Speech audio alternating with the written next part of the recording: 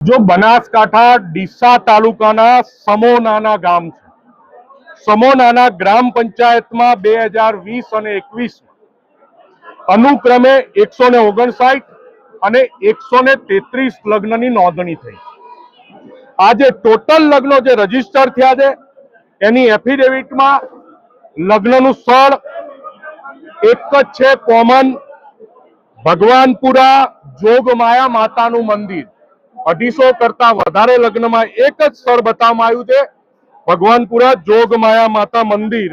આ એના ફોટોગ્રાફ્સ, એ માતાજીના મંદિરના આ ફોટોગ્રાફ છે। આ કોઈ એવું ભવ્ય મંદિર નથી કે અહીંયા 250 લગ્ન થાય।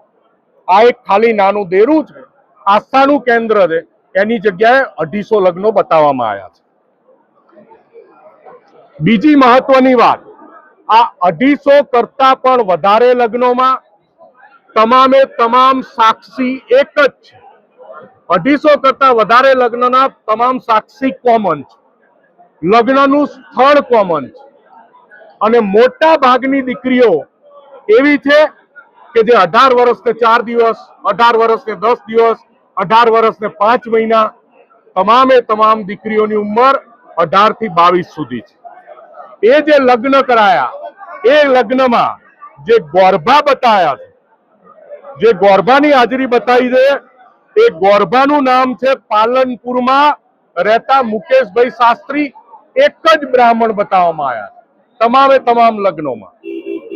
બીજી મહત્વની વાત, 2022 પછી ત્યાંથી એ રજિસ્ટ્રાર અધિકારીની બદલી થઈ ગયા પછી એ ગ્રામ પંચાયતમાં 2022 માં ખાલી 3 લગ્નો છે, 2023 માં માત્ર 2 લગ્નો છે।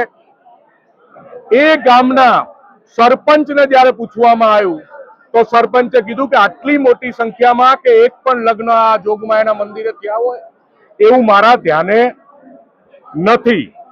એ મંદિરની ઠીક સામે જે તબેલો છે એ તબેલાવાળા કમલેશભાઈનું પણ સ્પષ્ટ કહેવું છે કે મારો તબેલો આ મંદિરની સામે જ છે, મેં એક પણ લગ્ન આ જોગમાયાના મંદિરે થતા જોયા નથી।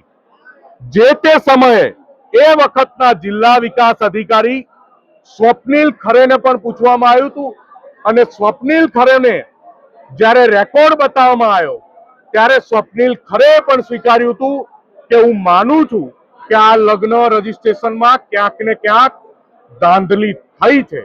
આમાં તમામ દોષિતો ઉપર લાગતા વળગતા ઉપર ફોજદારી ફરિયાદ દાખલ કરવામાં આવે।